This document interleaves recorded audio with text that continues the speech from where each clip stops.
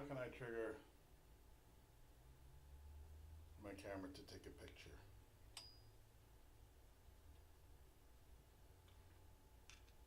Oh, hey. See those like old timey videos? Oh, hey. I didn't see you there. Come on in. So, what's up, everybody? I'm streaming live on YouTube right now. As far as I can tell, I think I am. Now here's, hold on, actually, you know what? Give me a second, guys, because I'm trying out some new stuff here. If you haven't noticed, there is a new look to my video.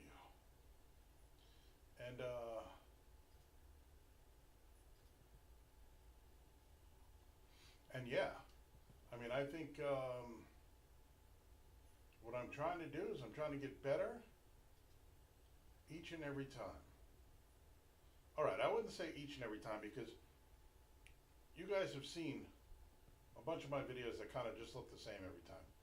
So I wouldn't say each and every time, but I will say, I have to charge my mouse, so hold on. I will say that, you know, I'm always striving to improve. I'm always striving to get better. I'm working around with lighting. I'm working with different cameras, different camera angles. Not so much right now, different camera angle, but a different quality camera. I wasn't really liking the way my videos were showing up on my computer, on YouTube. But again, I'm still figuring all this stuff out, right? Hydration is key. Lighting is much different, much better. And yeah, so what's going on out there in YouTube land? I'll tell you what's going on over here. There's some changes going on over here. A lot of fun stuff happening over here. And I was listening to an interview.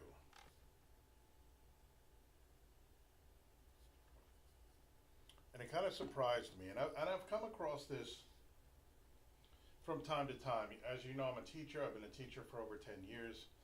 I've taught a lot of different students, and I've taught in a lot of different schools. The use of electronic drums is you know, what am I trying to say? Electronic drums are widely used in schools because they are inexpensive for the most part.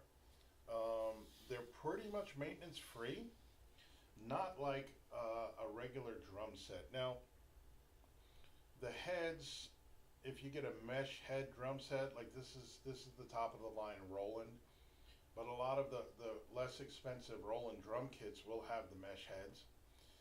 They allow you to control the tension of the head so you can control the feel as you're playing them. That's really important. For teaching environments, not so much. So, but even, like I said, even in the schools that I teach, the drums do have the mesh heads. They tend to be smaller drums, smaller pads, and a smaller setup overall, but they're great. And the maintenance-free thing is really important because getting back to the interview I was listening to, a pretty famous drummer was talking, and the producer of the band was also being interviewed. And the drummer was talking about how hard he hits. And talking about how they couldn't get through a song without having to replace snare drum heads. And so they ended up having to use a different type of snare drum head that the producer really didn't love, but because of its durability, they had to do that. Now, I hit hard. My drums sound big when I'm playing my acoustic set. Now these electronic drums, they are sensitive to touch, right? So they will play louder samples and bigger, fuller samples as you hit the drums harder. But when I'm playing my acoustic drums, I do hit pretty hard, but I don't break stuff. I hardly break sticks. I've broken sticks, but I hardly break sticks. I don't ever bash my drum heads in. You'll never see pock marks in my drum heads. You'll never see divots in my drum heads. Um, After a while, they just kind of lose their bounce and their liveliness, and they have to be replaced. But I don't pockmark, and I certainly don't go through snare drum heads. I certainly don't blast through a snare drum head. Like, I don't understand that. And I'm not bagging on anybody, but it's just like for me, I know of students in one of the schools that I teach at,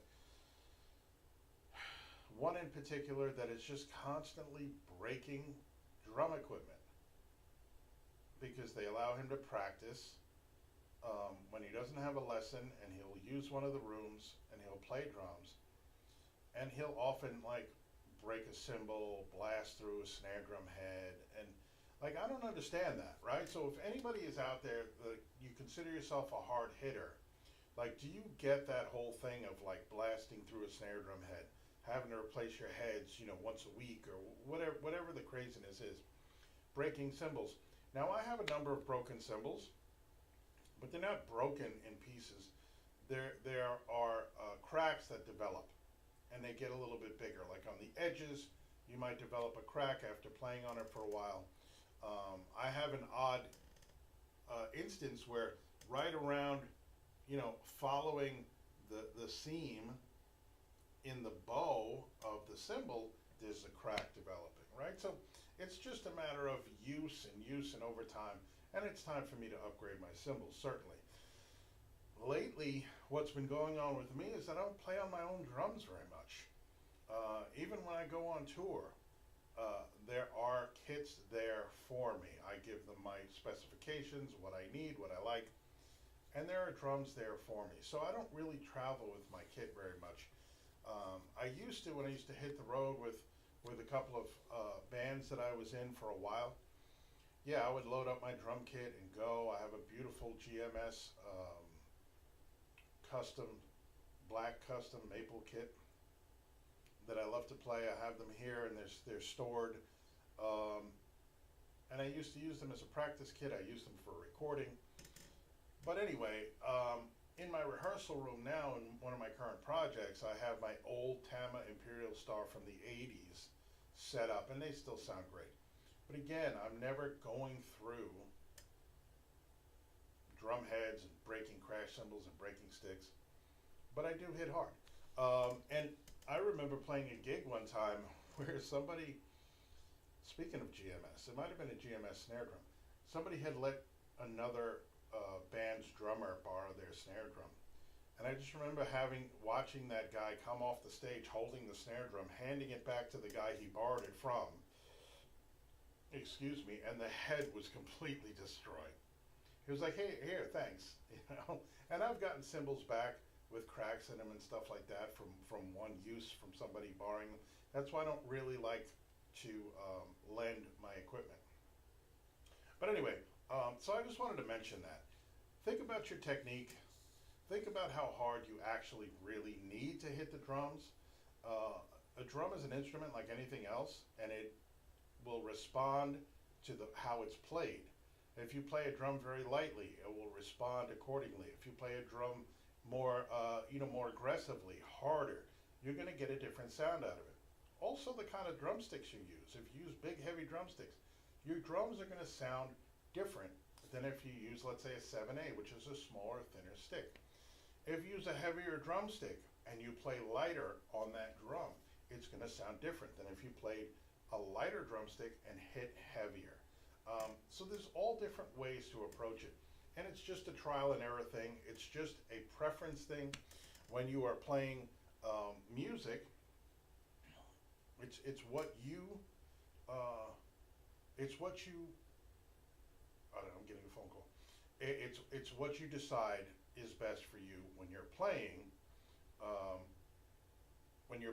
your drums. The sticks used, the amount of force you use. I don't get it. I have children, small kids that come in and they're blasting that bass drum, and then that's when we talk about dynamics. We say, okay, well, we play different, we play different levels of volume depending on the music we're playing, the situation, how we're feeling. All of these things go into how hard or soft we play our drums. But I responded in my own mind negatively to this. I responded negatively to this interview because it was just like, why would you feel the need to play so hard that you have to constantly in the studio, which is not cheap, but yeah, if you're a bigger band, you're still, worried about your finances and how much money you're paying or who's paying for the record, whatever the case may be. It's still a consideration how much time you're spending in the studio tracking your music. For me anyway, at least that's my understanding of things.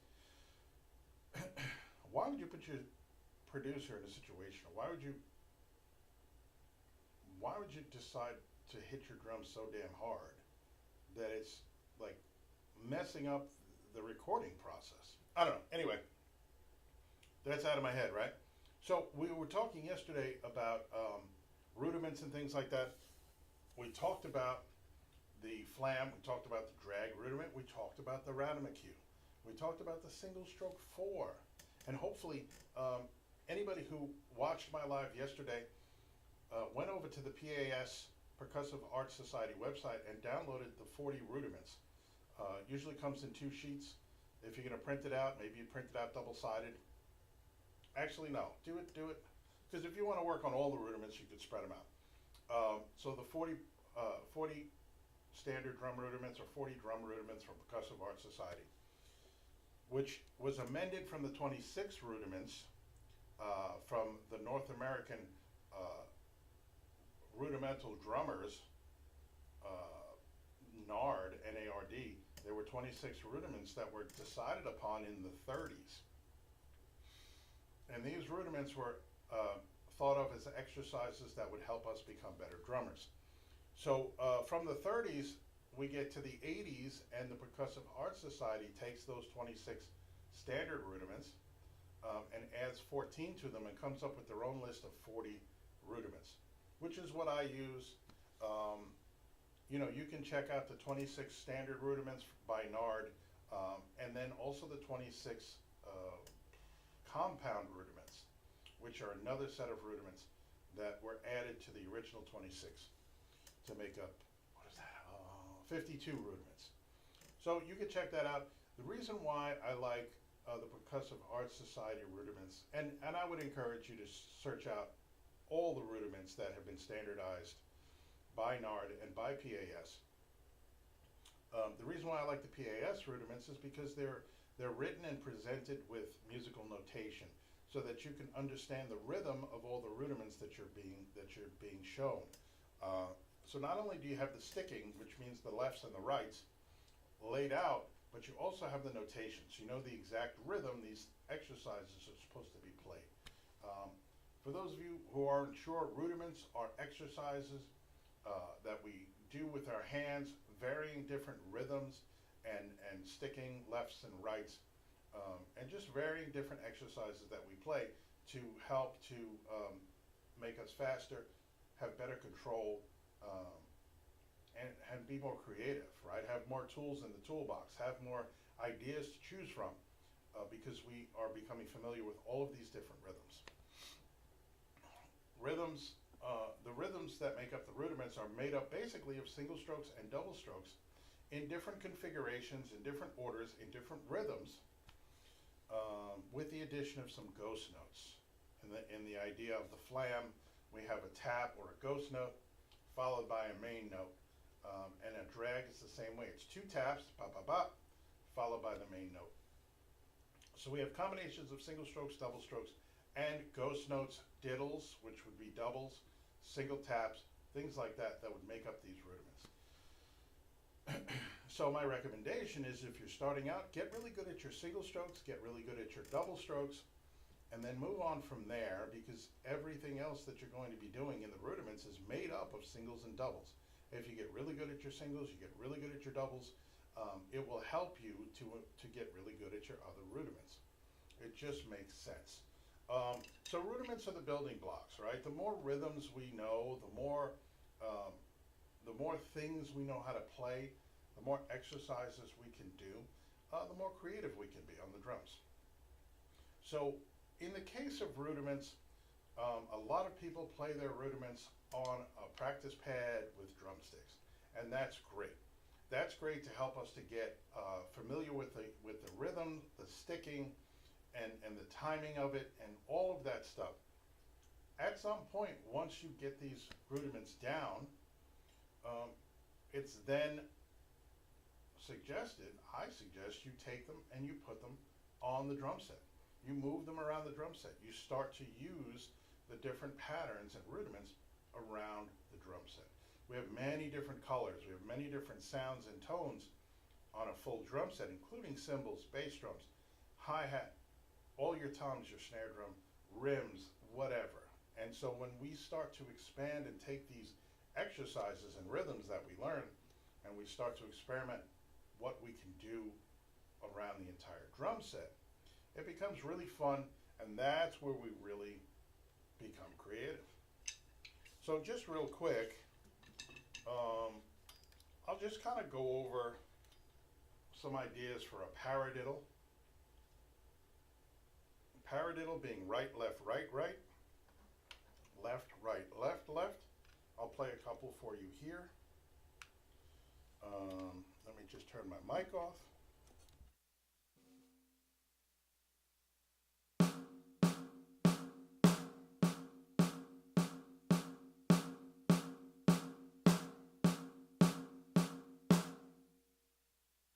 So there you have some paradiddles, right-handed followed by left-handed. They naturally alternate lead hands. And let me just show you what I'm talking about. So if you take a paradiddle, like I just played, it sounds exactly the same as this.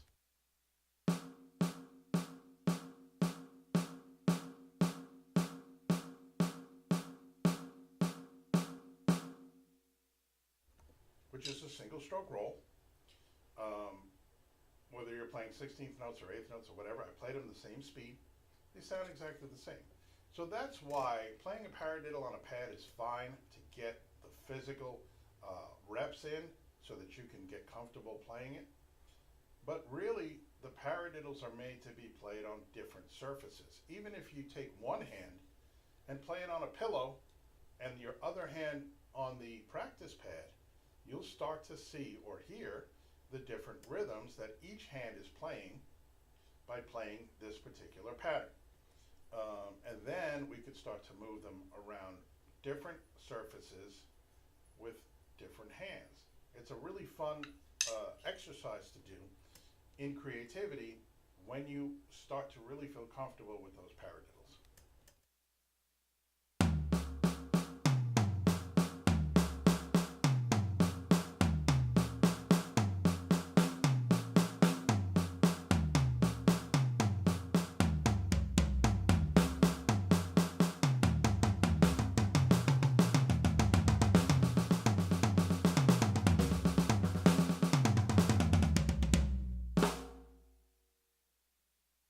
There you have some ideas just to mess around, and as like I said, you get better and faster with your paradiddles. You can start to make really cool fills out of them. Paradiddles between the bass drum and the snare drum in a beat type of situation.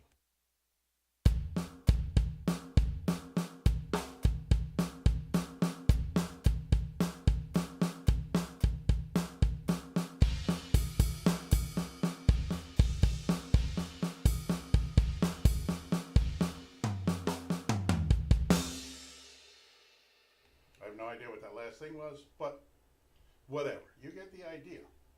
Using paradiddles between all of your different limbs eventually is something that can really expand your creativity and give you many, many cool ideas and hours of fun and creative time working through these different exercises. What I'd like to do, because I've been very busy with a lot of different things and practicing, is I would like to get some drumless tracks going, because I want to play some music, right? And I mean, I could play actual songs here, but I do like the drumless tracks for creativity. By the way, I'm working on my Patreon. If anybody has any ideas, hit me up on my YouTube channel. Reach out, say hello. Let me know what you would like if you were to become a patron of mine to help support what I do. What would you like as a thank you? And to all those that say, well, I just want to support you, I appreciate that.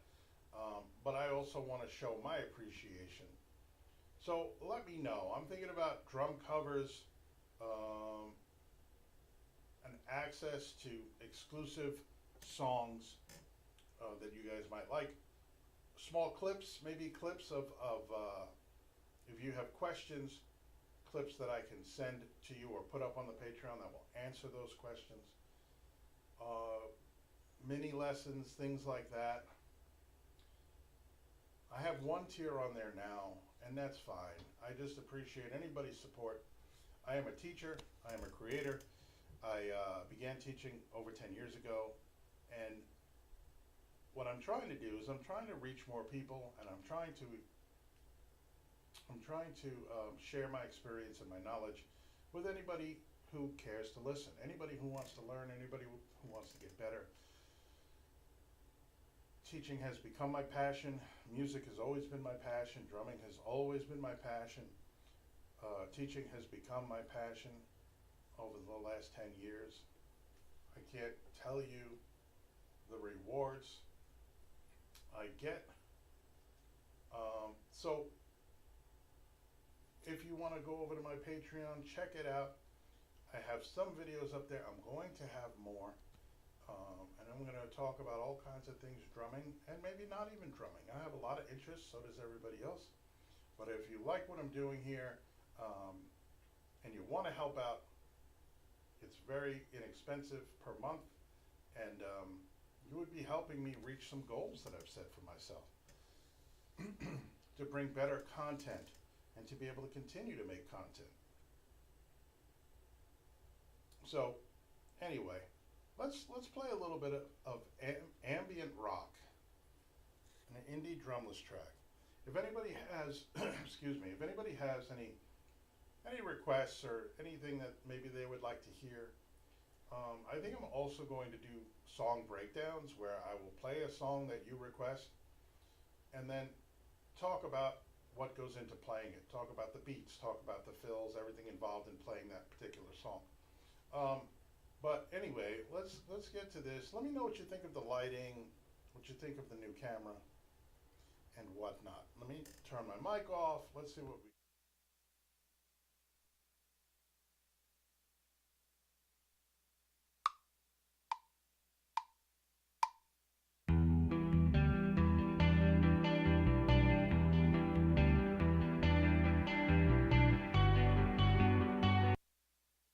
Switch now to Fios 2 Gig, our fastest internet.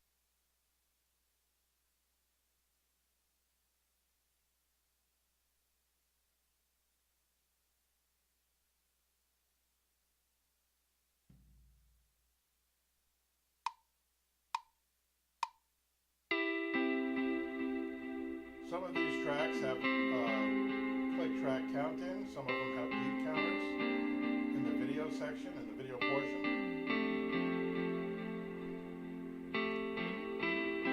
A lot of really good tools in a drumless track to help you know where you are in the song, know where you are in the bar. Let's try this.